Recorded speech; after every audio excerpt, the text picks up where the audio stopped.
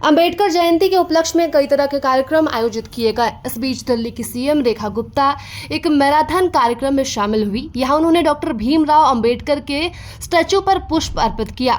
उनके साथ मौजूद मंत्री आशीष सूद ने भी पुष्पांजलि अर्पित की। इस दौरान उन्होंने यहां बच्चों संग खूब तस्वीरें भी खिंचवाई, साथ ही भारत माता की जय के नारे भी लगाती दिखी। उन्होंने मैराथन को हरी झंडी भी दिखाकर रवाना किया। अंबेडकर जयंती के उपलक्ष्य में आज कई तरह के कार्यक्रम आयोजित किए गए हैं। इसी बीच दिल्ली की सीएम रेखा गुप्ता एक मैराथन कार्यक्रम में शामिल हुईं। यहां उन्होंने डॉक्टर भीमराव अंबेडकर के स्टैचू पर पुष्प अर्पित किए। उनके साथ मौजूद मंत्री आशीष सूद ने भी पुष्पांजलि अर्पित की। इस मौके पर उन्होंने यहां बच्चों संग खूब तस्वीरें भी खिंचवाई, साथ ही भारत माता की जय के नारे भी लगाती दिखी। रेखा गुप्ता ने मैराथन को हरी झंडी भी दिखाकर रवाना किया। इस दौरान इस कार्यक्रम में उन्होंने क्या कुछ कहा, सुनिए।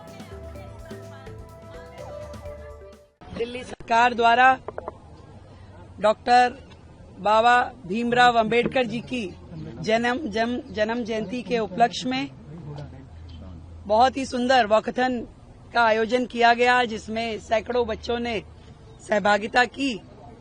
और हम ये मानते हैं कि बाबा साहब कहने के व्यक्तित्व नहीं थे, जीने के व्यक्तित्व थे।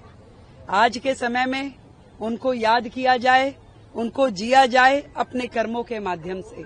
और दिल्ली सरकार पूरी तरह प्रतिबद्ध है कि बाबा साहब के दिखाए हुए रास्ते पे उनके दिए हुए सिद्धांतों का अनुपालना करते हुए काम करे और दिल्ली के प्रत्येक नागरिक को जो उनका अधिकार है, शिक्षा, स्वास्थ्य, समानता, सुरक्षा, वो सारी चीजें दिल्ली सरकार के माध्यम से दिल्ली की जनता को मिले।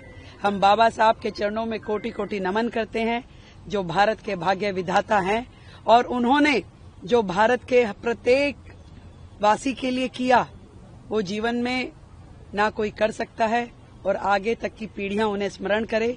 दिल्ली सरकार के प्रत्येक स्कूल में बच्चों को उनके जीवन के अध्ययन का पूरा लाभ मिले, इसकी हम इस बार योजना हमने बनाई है। असेंबलीज में उनको पुष्पांजलि अर्पित की जाए और बाबा साहब का जीवन चरित्र बच्चों को दिखाया जाए, सुनाया जाए, इसकी व्यवस्थाएं की है। पिछली सरकार ने भीमराव अंबेडकर जी को भुनाने की काफी कोशिश की गई थी, उन सरकारों को क्या मैसेज देना चाहिए? देखिए, पहले की सरकारें जो हैं केवल उनका नाम लेके दलगत राजनीति करना चाहती थी, जाति विशेष को जोड़ना चाहती थी। पर बाबा साहब किसी एक जाति विशेष के महानायक नहीं है, वो पूरे विश्व में हर व्यक्ति के लिए महानायक के रूप में उन्होंने काम किया। जो उनका जीवन है, संघर्ष का जीवन, जो उनकी त्याग, तपस्या, बलिदान रहा, जो भारत के लिए उन्होंने काम किया, जो आज 140 करोड़ लोग अपना जीवन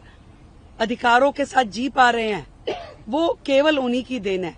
मैं तो कहना चाहूंगी, नेता विपक्ष जी शायद आप खोजिएगा उनको कि क्या वो यहाँ उपस्थित हैं भारत में बाबा साहब की जयंती मनाने के लिए, जो केवल बातें करते हैं।